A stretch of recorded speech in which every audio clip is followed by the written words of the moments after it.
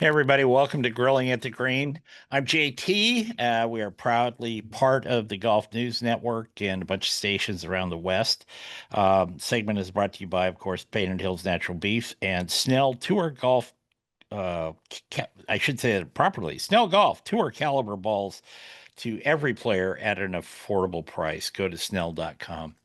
Well, I was on his show about a month or so ago, and this isn't a quid pro quo deal because Whit has been on this show a couple times before, but it's my pleasure to welcome back Whit Watson from Golf Channel Media Credentials, his podcast, which was the show I'm on. He does a lot of other things like we all do if you work in the media business and you're kind of an independent. We'll talk about some of those, but welcome back. Pleasure to be here. I was out doing one of those extra things earlier today. We were just talking about the fact that down here in Florida, it's downright nasty out there right now. It's upper 90s. It is that time of year, so a little rough on the golf game. It's hard to Yeah. find a reason to get out, but yeah, I'm glad to talk to you again, and thank you for coming on the podcast back when we did it. I thought it sounded great. I love hearing backstories of how people got here, and we kind of got deep into that as how you got started, and because everybody has a funny or a Sure. weird story about how they got started in the industry, and that's kind of what the Media Credentials podcast, is supposed to be, is a collection of those stories. So I thought that was really fun. That was a lot. It was a good one. I had a ball, and if you don't, we're gonna get the directions on how to get there a little later in the Sure. show, but you should listen to Wit's podcast. It's a variety of people. It's not just talking about the backswing or anything like this. It covers all areas of sports. A lot of golf in there, and it's very interesting. Of course, he does a very good job on interviewing people. You wouldn't be sitting at the desk at Golf Channel once in a while if you didn't. So there you go. Yeah, I mean, you've done this a million times too. The key is you can go in with a plan, but then if someone says something that's interesting, you've got to be listening to the answers, right? And so if Hmm. you want to change directions and follow on something that person said, being a good interviewer is being a good listener. I've Yeah. always learned that, and I've always believed that, and I learned it a long time ago. I was told when I was a kid that God gave you two ears and one mouth. Right, So you should listen twice as much as you speak. I'm right, not sure I've ever really adhered to that Wit, but I tried to. right. Um, let's talk about golf. We've got a new commissioner coming in next year. And I don't know, and maybe you know this because I haven't read everything about this. Is Right. that because he needs to fulfill his obligations, maybe his contractual obligations, or is it Jay doesn't want to leave, or what's the backstory on that? Well, the backstory, as I understood it, and I'm reading my notes here at the bottom of the screen, was that Commissioner Jay Monahan notified the various boards that he wanted to be done after 2026. It was his decision. Okay. So I suppose, and the Brian Rolap is the new hire, and he's the CEO. He's not the commissioner yet. He's the CEO. I think the assumption is that he'd be the successor, which is interesting because Rolap, when he was at the NFL, which was his last job for the last 20 years, was widely viewed as being the heir in waiting to Roger Goodell. So the NFL's loss is the PGA Tour's gain. The guy's only 52 years old. I mean, he's a relative youngster, Yeah. and comes very highly recommended. I mean, everything I've read about him is that he understands that the players and the game are the thing, but he also understands how to handle himself in a boardroom, and that you have to have partners and sponsors, and you've got to maximize revenue. And he touched on that. His press conference was Tuesday at Travelers up at TPC River Highlands in Connecticut. And it was an outdoor, like, quick quotes kind of flash area. It wasn't like a All sit right. down on a dais. It was only 12 minutes long. I just listened to the whole thing. And he's not giving a whole lot away yet. He hadn't been there long enough yet. He gets Yeah. asked about Live Golf and the PIF, and he hasn't been in those meetings yet. So there wasn't a whole lot to glean, but you can tell that he's engaging. He's quick on his feet. A lot of the media, and you've been in these situations when you bring in a new coach or a new player, the media would stand up and, someone would say, I'm Jason Sobel, PGA Tour Radio.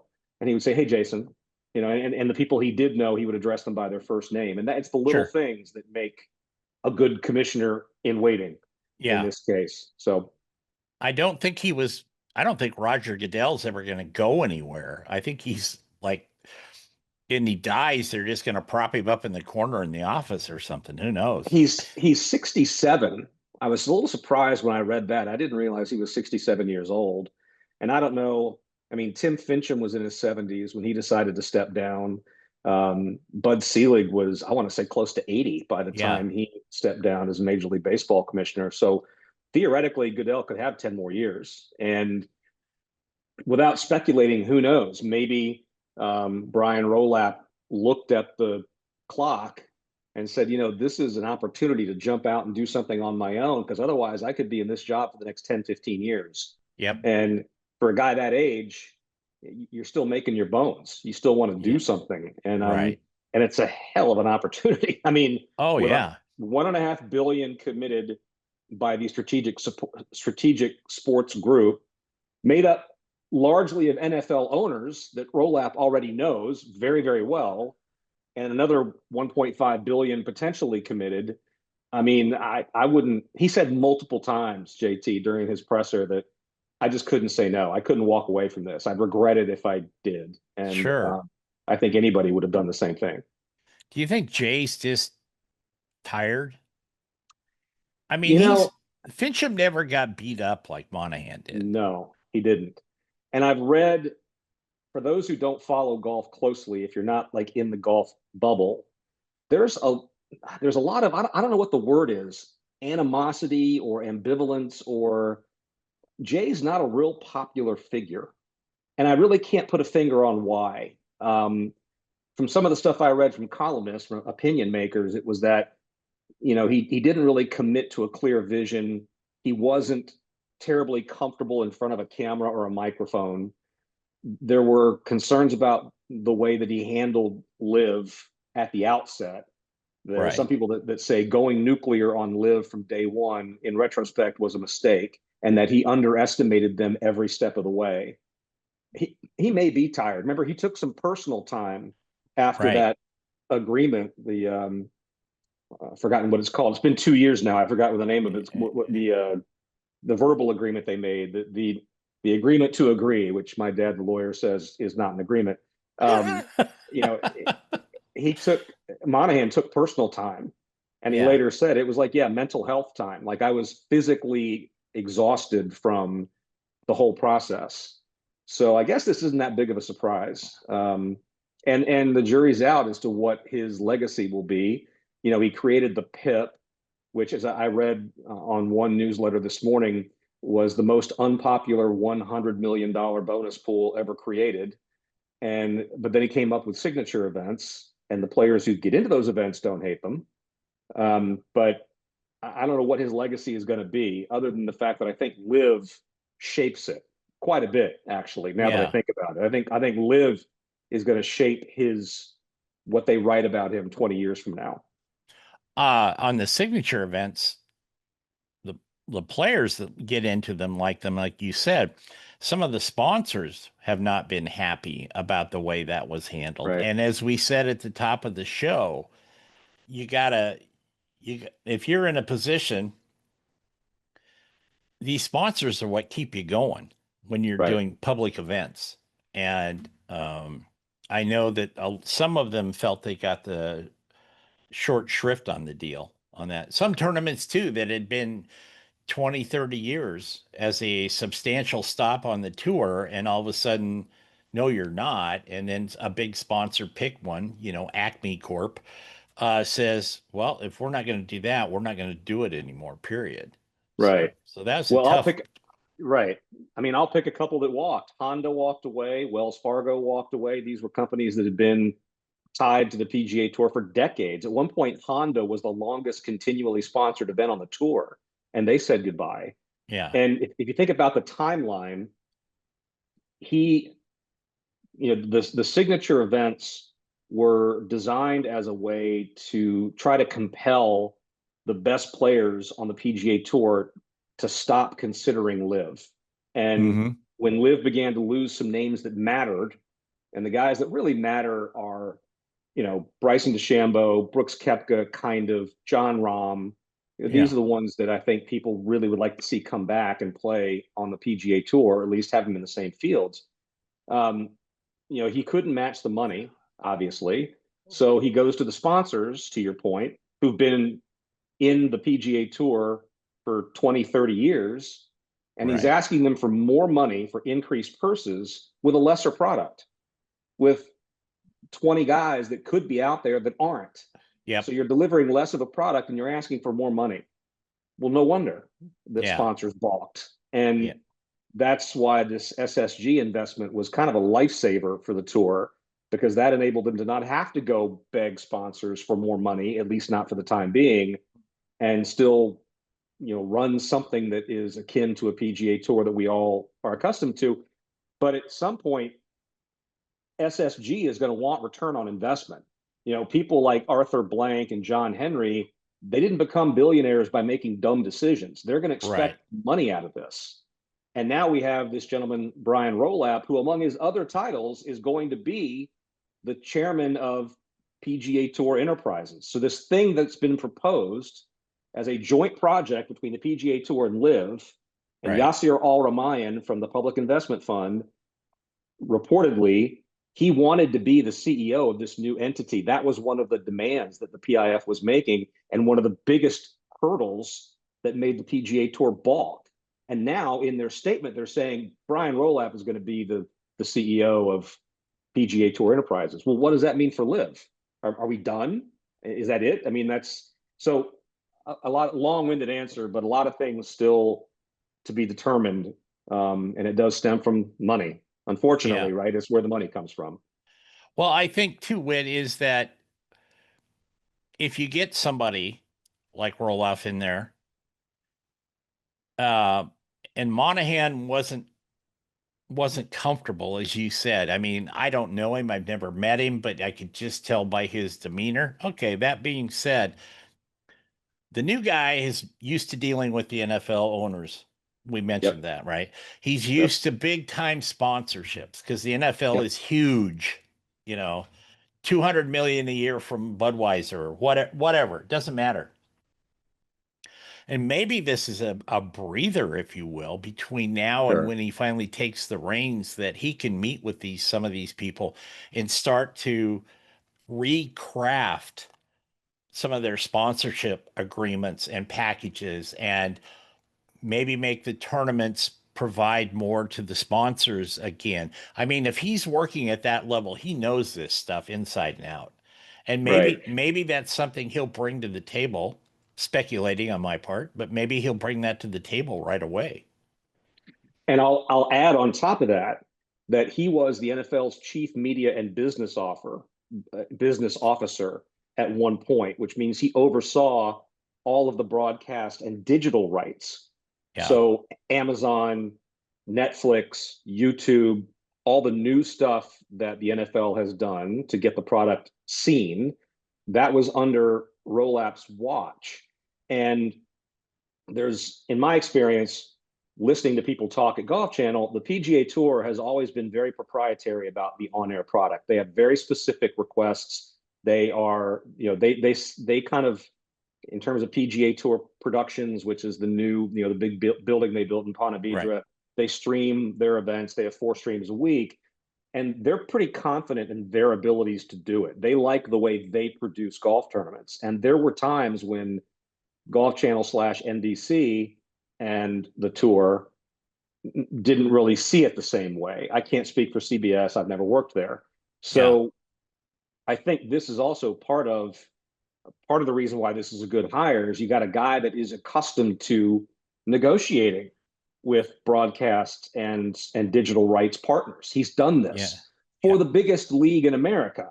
Right. So if he can't get the deal done to get the It's not PGA Tour, then nobody can get it done, right? I mean, right. it's the arguably the, I don't know, maybe second or third largest, most significant media rights deal on the planet, behind maybe what, the World Cup and F1, the Yeah. Olympics. I mean, there's not much bigger than being the NFL's media guy.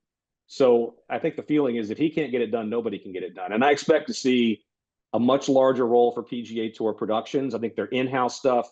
They're already producing the Corn Ferry Tour on their own. They're already producing the PGA Champions on their own.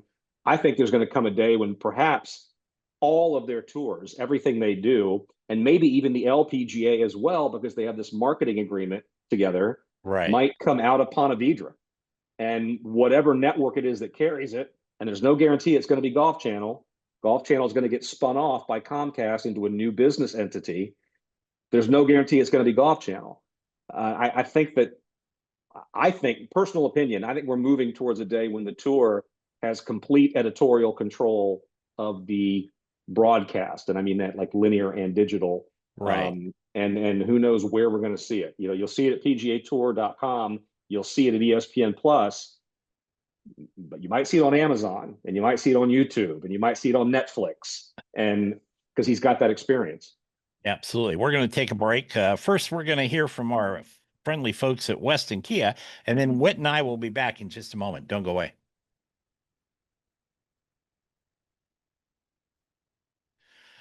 Welcome back to Grilling at the Green. I'm JT. We're talking with Whit Watson today. Don't forget the Standard Portland Classic is coming up August 14th through the 17th at Columbia Edgewater. And I know Whit knows that course and he likes that course. I love Uh, that golf course. it is a great course.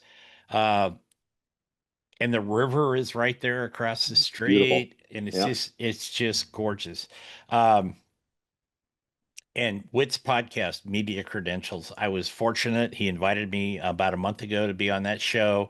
Had a lot of fun with it. So we'll do it a couple times. But how do people find you on Media Credentials? Can they just go to YouTube and search it, or They what? can. There is a YouTube channel. You can search for Media Credentials on Apple, Spotify, just about everywhere that you normally get a podcast. The direct way would be go to whitwatson.com, WHITWATSON.com, where I've got like a bio and clips and examples of Sure. my work. And I've got um, a whole page that's just dedicated to the podcast. And it goes back about a little over 2 years now. And the idea was to, as we talked about earlier, was to platform people that work in sports media whose stories you may not know. So my initial thought was like, I want to get the camera guy, I want to get the audio guy, I want to get the executive producer, and I've had all of those kinds of roles, but I've kind of also expanded into just people I want to talk to, right? Like Sure. it's people I think are interesting. And I just spoke to Brendan Sweeney, who is the director of golf media relations and player development at French Lick Resort in Indiana. And I've known him forever. And just in emails and phone calls and stuff, I thought this guy's got really cool stories. I should just put him on. And he was terrific. And at the end, I'm like, by the way, French Lick is not paying me for this. This is not an Yeah. endorsement. Yeah. I just thought the guy was funny. And he was a really, really good. Turns out he caddied at Medina as Oh a my. kid. Yeah. And I was like, talk about burying the lead. So I redirected him on a question to our point about interviewing. Like, whoa, whoa, whoa, time out. You caddied at Medina? Yeah. Let's get back to that. So Yeah. Yeah. Yeah. it's been a lot of fun to hear stories like that. Well, you've got some great stuff on there, and again, I want to thank you for including me in your show. Oh, It's please. we had a lot of good conversation on that. We had a few laughs too. Um, Everybody in the civilians, as I call them, that aren't in our line of work, they've all read about the Golf Channel spinoff. Yeah. How do you think that that's? I mean, nobody knows. It's a crystal ball deal, but Yeah. it's we've been in the business long enough to know when somebody says that, it's never good at the end, at least in my Yeah. experience. So, what's your take on it? That's a great question. And I'm certainly not close enough anymore to know. But just looking at it on paper, it seems like Comcast is separating their business units that are for sure profitable and the Right. ones they know they can expand and the ones that may need a little help and the ones that Golf Channel makes money. Let me say that Yeah, first. yeah, Even with cord cutting, even with people dropping cable, Golf Channel is still profitable. But some of the other entities there, we all know what people are predicting for the future of cable television. And a lot of their cable channels are in this new company called Versant, which is going to be, I'm not really sure how this works. I'm not a business guy, but it's a separate business unit. Somebody else is running it, but Comcast still has a hand in it. It's a way of redeploying assets and kind of shielding one from the other in Right. terms of stock prices and things like that, right? And so you figure there's an A group and a B group, and they're I feel like the spinoff is because of concerns or trying to figure out ways to expand the business of the B group. That's the best answer I can give you. No, I think that's reasonable there because, like you said, they make money, but the guys in the suits on the third floor with no windows in their office are looking at it and say, yeah, they make money, but that's only a 0.0013% on our return. And you Right. look over here and that's a 5.4% on our return. And that's the way they Exactly. look at it. So And at one point, Peacock was $8 billion in the red as recently as last year. I don't know what the numbers are now. They say subscriptions are up, but that I know was driving a lot of decisions at Comcast as it regards to their sports yeah, divisions. Not just sports, but I mean sports and entertainment, because Peacock is not just sports. But trying to make that work. Everybody's trying to catch up to Netflix. Netflix was 10 years ahead of everybody right, else in this right, regard. And so, there was Paramount Plus was created, and Peacock was created, and the Hulu and all these other, all streaming, trying to play catch up to what Netflix figured out a long time ago. right. And there's a lot of impetus, there's a lot of incentive on Comcast's part to make Peacock work. And I think that this split has a lot to do with that.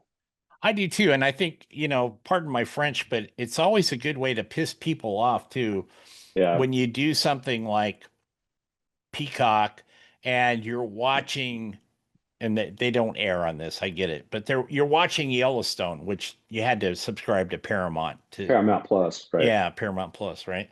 But you're watching it on USA Network or NBC, whatever it is, it doesn't matter. You're watching it, and then you want to, but where the next episode is? Well, the next episode dropped, but you got to have a subscription to watch it. Yeah. Well, how much is that? Well, it's $8.95 a month or whatever it is. And it's not the price, it's the inconvenience for about half the viewing audience out there who doesn't want to be bothered with a bunch of more subscription charges every month. So, I'll tell you something. Yeah, go ahead. no, Yeah. I'm just saying that is something that I know because I get asked those questions because I'm in the media, and it's like, rah, rah, rah, rah, rah, I'm not going to pay $4.95 or whatever. It's like I have nothing to do with it. Right. It's Right. like, yeah, yeah, I think it was very telling.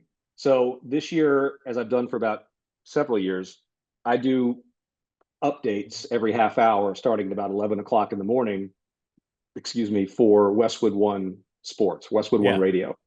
And I do it in this room, watching that TV on a codec, a codecs, a unit they send me that I can plug right, into my wall, and it sounds broadcast quality.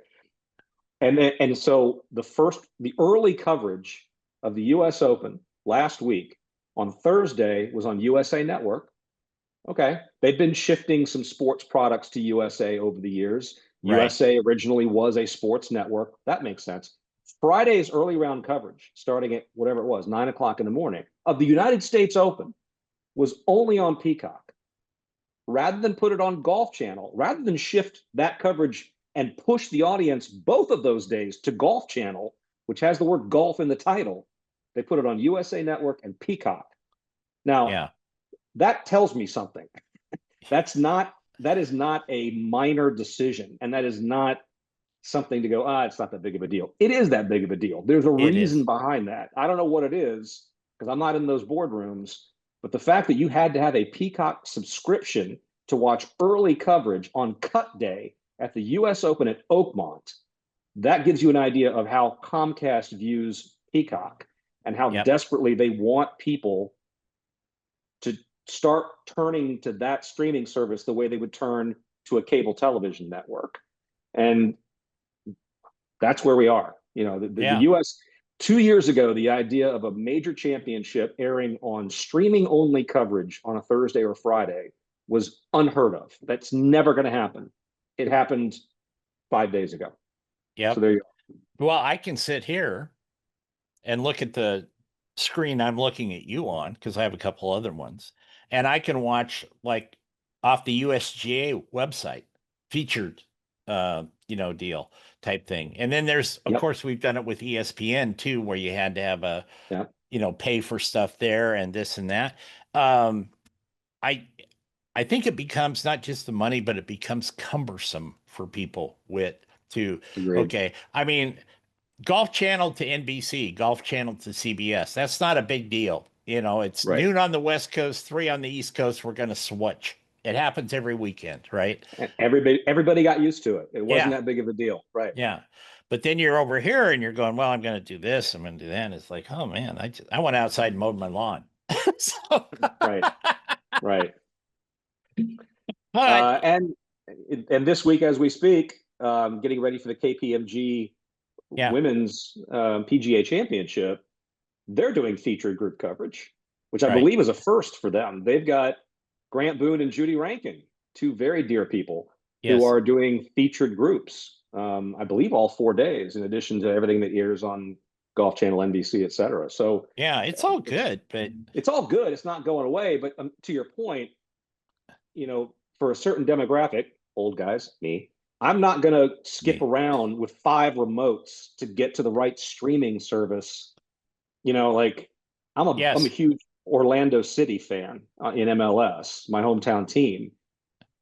All the games are on Apple Plus. I hate that because I have to go find the right remote to go find Apple Plus, right? Yeah. And I can't flip back and forth between the match and something else I want to watch. And that, I fully admit, as my kids remind me, makes me the old man yelling at clouds. I get it. My kids, both of them graduated from college. They never owned a television. They never paid for cable in all of their undergraduate years. They watched everything online. So I get it. Yep. Yep. But I still feel like it is an overload. It's a lot to ask to have people try to follow you around from week to week to see the product they want to see. Yeah, absolutely. We're going to take another break. I'm going to be back with Whit Watson. Um, I love these stories he tells. Anyway, we'll be right back right after this. Welcome back to I almost said Barbecue Nation. That's my other show. That's the Uh other one. That's the other yeah, one, JT. the grilling at the green here. Don't forget we do have the Standard Portland Classic coming up at Columbia Edgewater. August 14th through 17th. We're actually looking at streaming a show from there. Yeah. An update show, kind of recap show in the deal. So we'll see what that is right there. And this show, as you know, airs on Golf News Net and all that. But um, do you think we're in a good place in the golf world right now? I think we're in a good place in the recreational golf world. I think that it's been pretty well documented that participation and rounds and spending are up. The fact that we could still do it during the pandemic made a huge difference in the Yeah, recreational game. I feel like the PGA of America and the LPGA Tour, to name two, have done really great jobs with their outreach programs, trying to get more young players involved, especially the LPGA trying to get young yep, women interested in yep, golf. yep. And they work really hard. And I've had their digital media manager, Sarah Kellum, has been on the podcast and on the radio show. And I know what her schedule's like. Like they really work at it. Professionally speaking, I used to think that the PGA Tour and Live were going to have to resolve it and put something together where everybody's back on the same golf course. The fact that up until this point, so many Live players have had qualifications for majors, and the fact that we've been able to see Brooks Koepka, Bryson DeChambeau, Patrick Reed, Sergio Garcia, John Rahm at major championships has kind of dulled the fans' fervor for getting the Yeah, two tours back together. Because for at least 4 weeks a year, the most important 4 weeks of the year for a fan, you can see all these guys in the same place, and it adds a little salt to it to say, let's see how John Rahm is going to play. We have no idea. He's been playing 54 hole scrambles for the last 2 years, you know?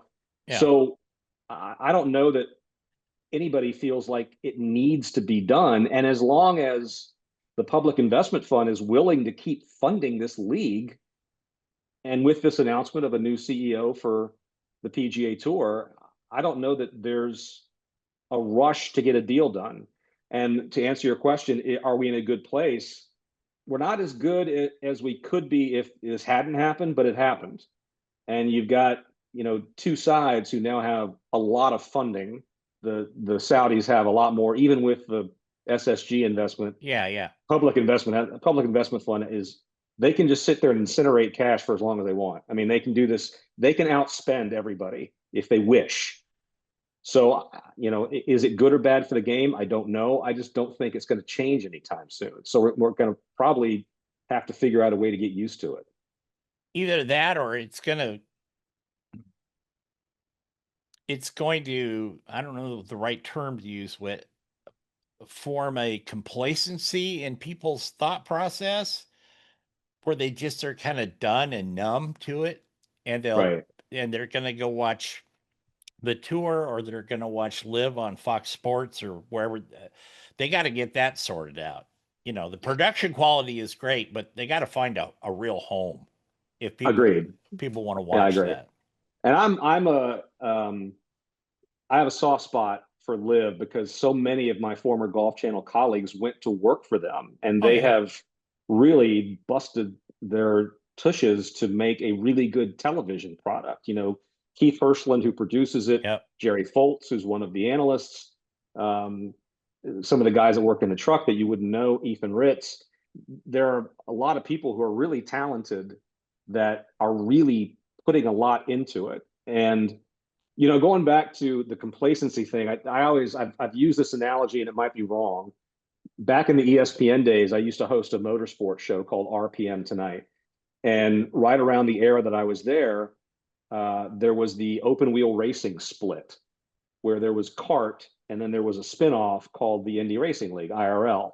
And Mm-hmm. Tony George, who owned Indianapolis Motor Speedway, formed his own racing circuit where they only ran ovals, and they ran the cars and the models and the designs that he wanted.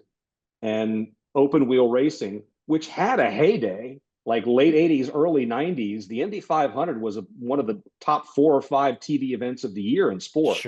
Sure. And then when it split, like nobody watched either one of them. Yeah. And by the time the two leagues came back together, which took a long time, it took, I mean, better part of, I don't know, a decade for it to get resolved. Nobody watches open wheel racing anymore. It's 14th or 15th in terms of popularity, according to polls of sports fans. Which, by the way, is right around where golf is. And that's Yeah, why I like the that's true. analogy: is that golf is a niche sport, and asking an already limited audience to now make a decision and go find 2 different tours, that's a challenge. That's a tall ask for sure. Well, golf is one of only a couple of sports. I think tennis is similar. That, we all know the attributes of golf. You can play till you can't walk anymore or whatever like that. Right. But if stuff gets too convoluted for people on the media, what are they going to do? They're just going to go play golf and forget it. Right. That's the they like to play. They don't care what um John Rahm is doing, or Sergio's having a fit, or if somebody got a penalty or whatever. They don't care. They're going to go play golf. Anyway, we're out of time for the regular show, but real quick again, how can they find you on Media Credentials? Thank you. The podcast is called Media Credentials. You can listen to JT's episode. Go to whitwatson.com, WHITWATSON.com, or search for Media Credentials, Apple, Spotify, iHeart, any place that you normally find podcasts. That's where you can find it. There you go. And we will be back again next week with another edition of Grilling at the Green. Until then, go out, play some golf, have some fun, but most of all, be kind. After Hours is coming up right after this.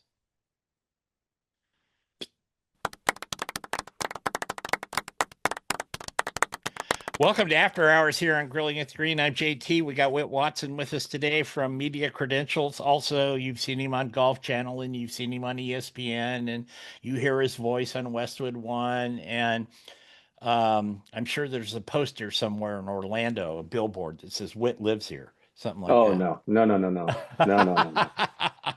I'm too old for that. I had a day. We had a day back when the regional sports network model still worked. Remember Yeah. that? Remember we Oh used to yeah. watch NBA games and Yeah. MLB games on your local Fox regional or Yep. whatever it Yep. was. Yeah, we had a heyday back then, but it's a little different these days. Oh, I was involved with a couple of those Yeah, and I'm sure. Yeah, produced some shows for them and voiced some show stuff for them and did all that. But that's pretty much gone, really. it's going, it's Yeah, going, yeah. and Out here, I, it's gone pretty much. is it? Yeah, Yeah. I've the when what used to be Fox Sports Net. It's gone through different rebrandings. It was Bally, and then it was FanDuel, and then Diamond Sports, and they as they've rebranded and reorganized and come out of bankruptcy, that new entity that is running those regional sports networks, the guy in charge of it is Norby Williamson, who was my ultimate boss at ESPN when I worked there a million years ago. And the three most recent hires at the sort of VP slash coordinating producer level are all guys that I work with. They're all people Okay. that I know intimately. And so I hope it works out, man. Yeah. We all want to watch sports on TV or at least watch it somewhere. So I hope they figure it out. But with all those Major League Baseball teams, all those NBA teams, all those NHL teams that for years relied on that local cable model, and that's, as you say, is cratering. It's going to take smarter people than me to figure out how to make that work.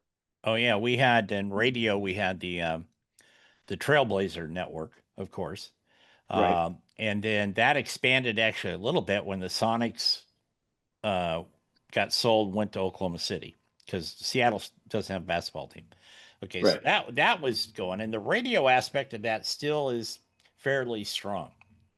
Yeah, Then we had, um, gosh, what was it? Oh, Action Cable, yep. the one that cost me a bunch of money. It was Paul Allen deal. Action Cable Sports Network. Um, and then that went away. Then Root Sports came on. Root Sports, I know. Yeah, I've Yeah, heard that. yeah, yeah. And then I think they're still around, but you don't see them on your channel lineup much, like that. And then, of course, we've got the regional Fox uh, areas, broadcast areas around like that.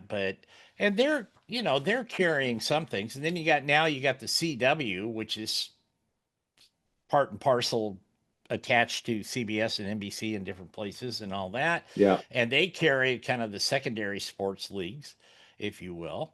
So it's not like the old days when you had ESPN and ESPN2 or Right. and then the networks on the weekends. So it's kind of And then Scripps, which is a company that owns a lot of over the air stations, right. is moving into sports. Now they're trying to sign teams and conferences to play on their over the air stations.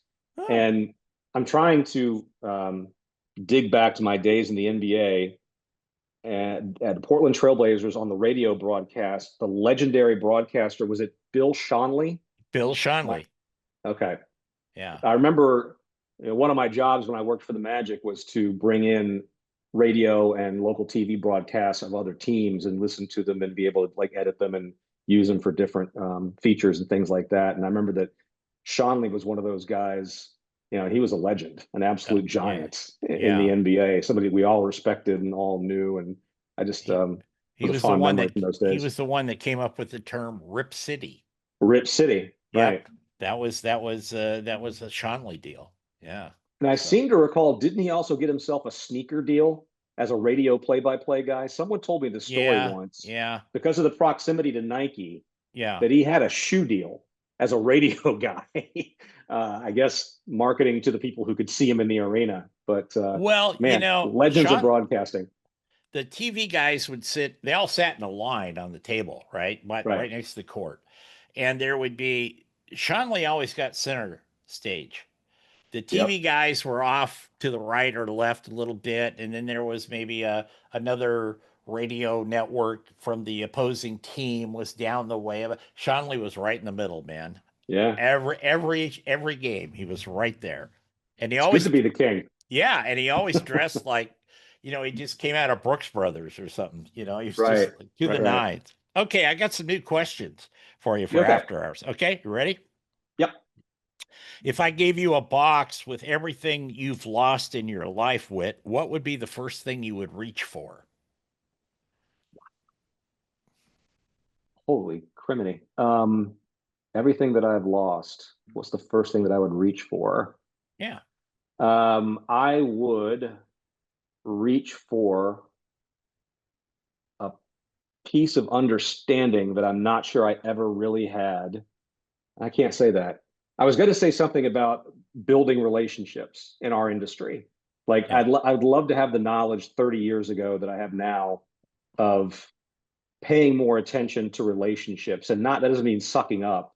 That Yeah. Yeah. means sort of allowing people into your process and including people in your thinking.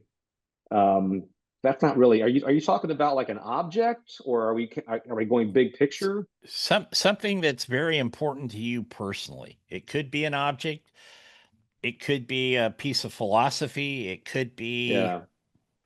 something. Um, they asked me this question a few weeks ago. And I stole Okay. it. And I Yeah. said, Please. I my dad, because I miss my dad. My dad's been gone for Sure. 32 years. Sure. And he and I were great pals and very funny guy. And if there was one thing I could replace or have back, it would be him. Well, I don't have anything that poignant or that personal. I might say um, a willingness to take risks, take bigger risks, and do Okay. things that maybe didn't seem obvious. I always, um, because of the age of my kids, and when I was Yeah. kind of coming up, we had kids relatively soon, and so a lot of major decisions that I made career-wise were based on what's better for them, Mm-hmm. in terms of where we live and does this job have insurance and benefits, and Sure. is there a good school nearby?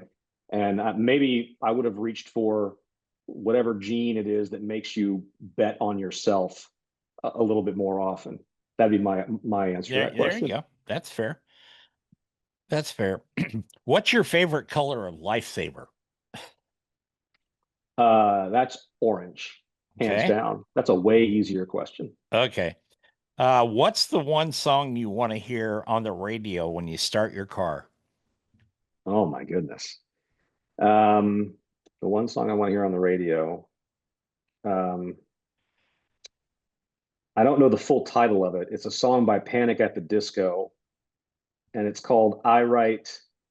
I'm gonna have to Google it. Um, I can't remember. It's a lengthy, weird title. Um, I write songs, not something or other, but it's a great song. It's the chorus is I chimed in, haven't you people ever heard of closing the GD door? Yeah. It's a super up tempo song, and I used to play Okay. it a lot with my kids, but it's got a really long, weird title. Like it doesn't exactly match the lyrics. So I get that. yeah, Um, Name an unsung hero in the golf world.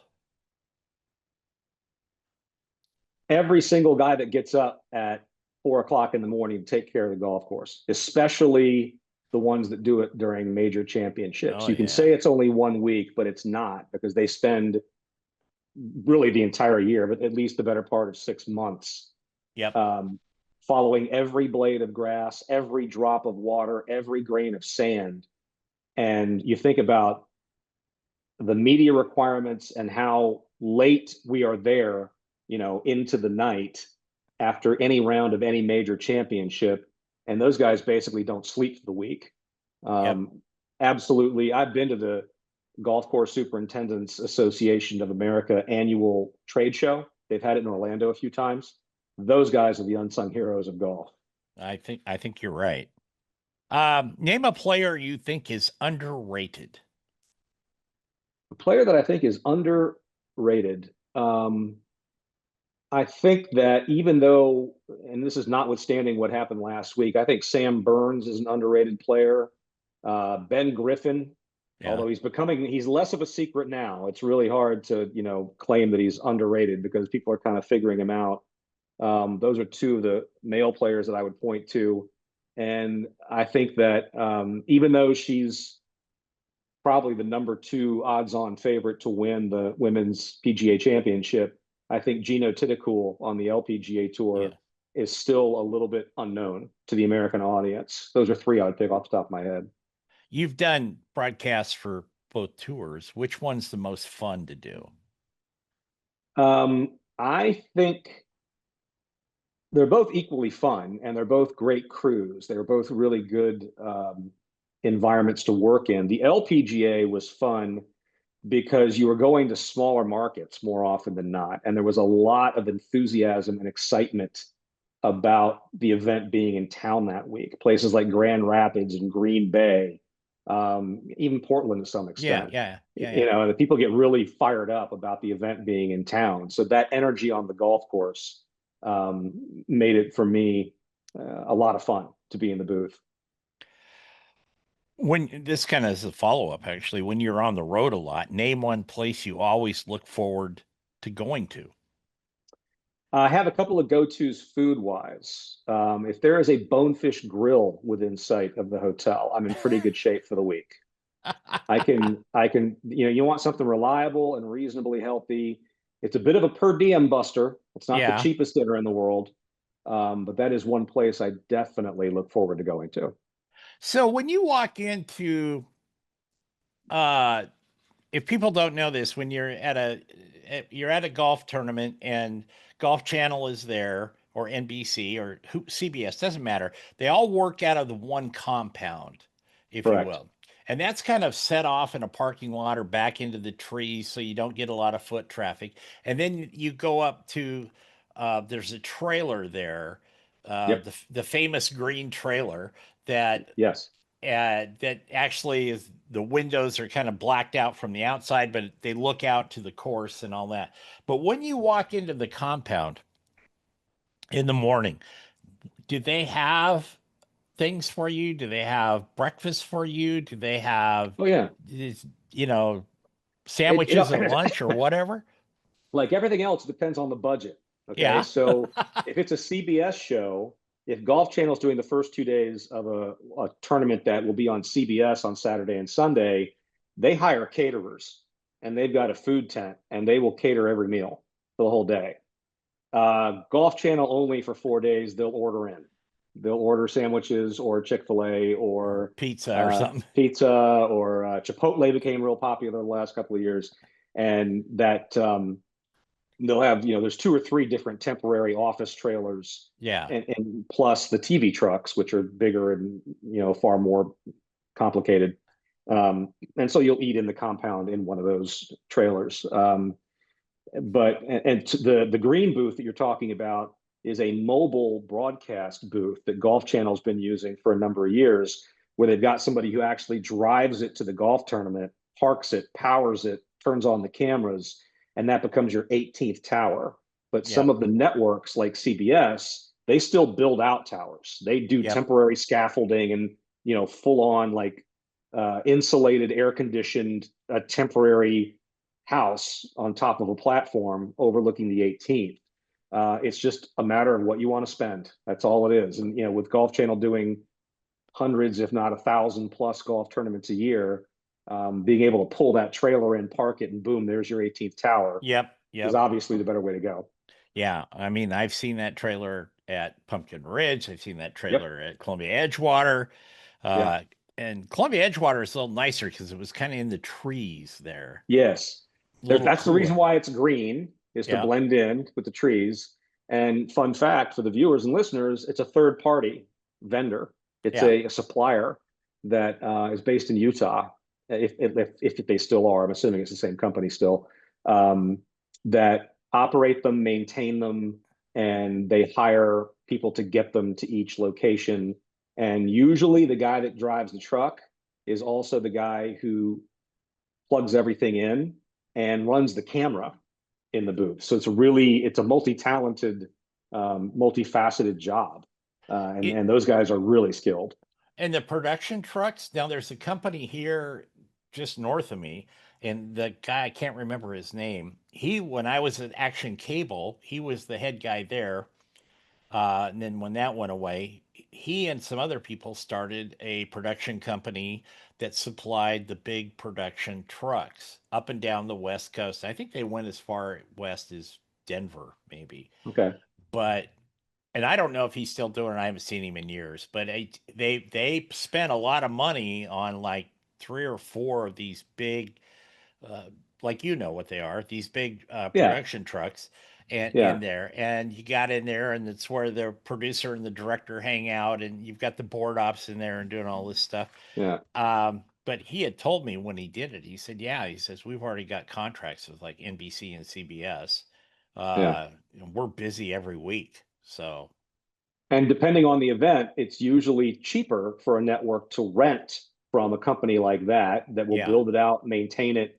They'll staff it with people on the technical side that know what they're doing. It's cheaper to do that than it is for the company to own their own Yep. production trucks. Now, all the big networks, NBC, CBS, ESPN, and Fox, they do own some production trucks, but those will be like the Mac Daddy, absolutely blown out, the ones they take to the Super Bowl or the World Right. Series or stuff like that. But 9 times out of 10, it's a third party vendor that's bringing that truck to the game. See, folks, you didn't know you were going to learn all this stuff today. How about See? that? What's the first thing you reach for when you're done with your a round of golf? And Unfortunately, my phone, probably. I'm one of those guys. Um, a pencil with an eraser. No. Um,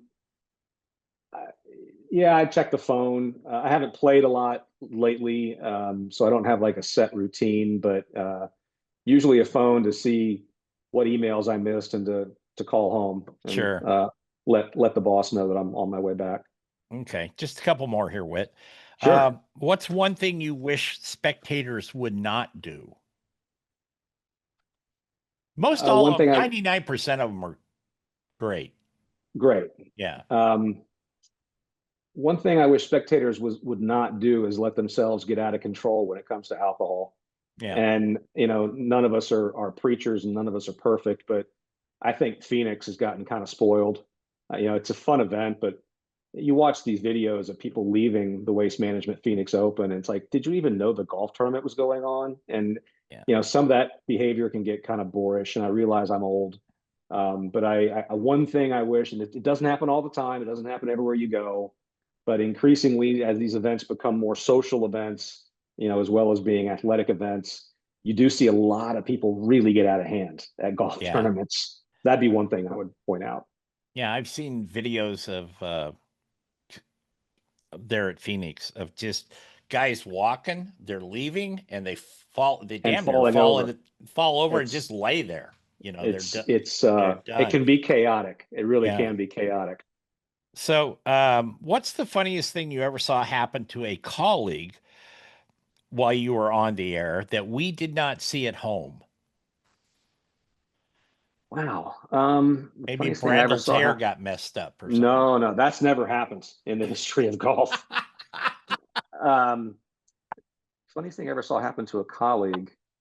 Um, I've seen a couple of walking announcers go down, like trip over something, or when a camera was on them, but it wasn't hot, it wasn't Yeah. on program. All right. You see things in the monitors sometimes that'll kind of make you chuckle, and I've seen a couple of guys trip.